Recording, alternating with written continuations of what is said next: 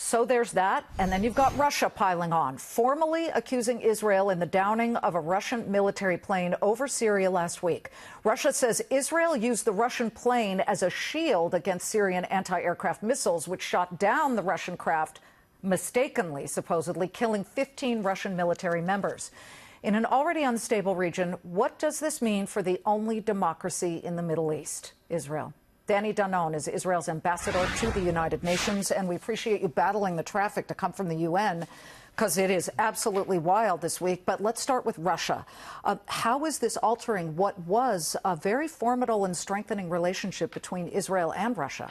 We still have a very strong relationship with the Russians. We communicate with them, and we told everybody that we will not allow the Iranians to take over Syria, to supply Hezbollah, the terrorist organization in Lebanon, with sophisticated missiles, with GPS-guided missiles that would threaten the citizens of Israel. This is what we care about in Syria. So we speak with the Russians, we have a dialogue with them, but I think today, when you look at what's happening in Syria, you should focus on the Iranians' control over Syria.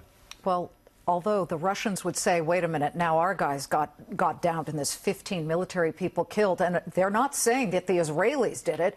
They're just saying that the Israeli military somehow used that plane to duck behind, and then Syria, by accident, then shot it down. To me, that's just crazy to even finger you guys for this. But has Prime Minister Netanyahu of Israel spoken with Vladimir Putin of Russia over this issue? Yes, Prime Minister Netanyahu spoke with Mr. Putin, and we sent our chairman of the Air Force to Moscow to share the intelligence we have, the pictures, and we can show exactly what happens there. It's unfortunate, but the missiles were Syrian missiles that were used against this aircraft, and it's complicated because it's not very large area, and we will continue to protect our interests in the region.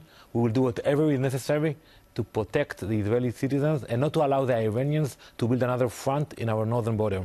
The Russians, I would say, don't appear to be buying this or the relationship at the moment, because they are still now saying that they are sending an anti-aircraft ground-to-air missile system to the Syrians.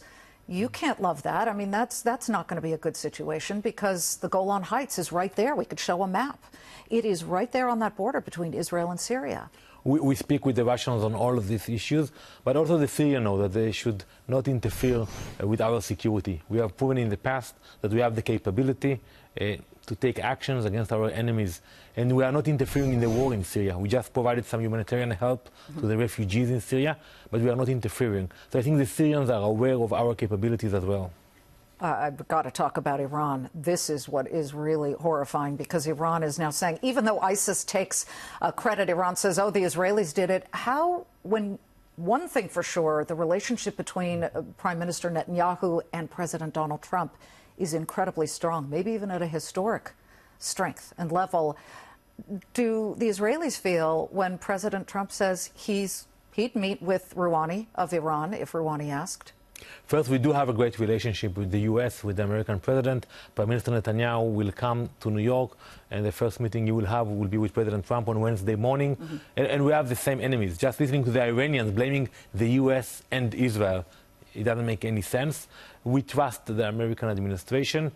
We do not give advices to whom to meet or not to meet, but we think that the sanctions, the action that the American administration took against Iran, it's working. Look at the Iranians. They are panicking. Their economy is in a crisis mode. So today, when they know that in November there will be another set of sanctions, they are worried about it. And oil, the price of oil is spiking today, because the belief is that the Russians and the Saudis absolutely love oil at $70, $80 a barrel, and so they don't want to change this. We have it at $72.19. But at the moment, we do see that Iran is definitely under pressure. How do you deal with this?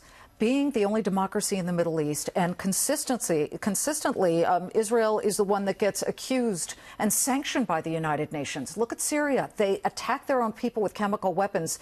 They only have 7, I guess you couldn't call them sanctions, but condemnations, human rights condemnations, while Israel has something like 73. That's just, I don't know how you do your job. I'm optimistic, Liz, because privately, when I speak with those ambassadors, they tell me what they really think about Israel. They appreciate, they even admire Israel. Publicly, they will still blame us for everything. And I think we need to close that gap. and President Trump and Ambassador Haley will speak about that the UN should focus on the real evil and not to threaten Israel as they used to do. I do want to end on a positive note. My team is saying wrap, but I do have to say one thing that the Israelis do now at the United Nations is they share their startup nation, whether it's clean water or electricity, with the African nations.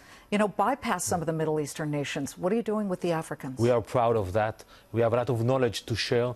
You know, we started with drip irrigation. Today we speak about cybersecurity, agriculture, desalination, and we work with many African nations. And we invite them to come to Israel and to work with us, and it's working. Amb Danon, I don't know. You've got a tough job when the people at the UN... It will be a busy week for the New Yorkers and for us at the UN. All right, and Netanyahu is speaking on Thursday, and he will meet with President Trump on Wednesday. Good luck. Thank you. Thank you very much.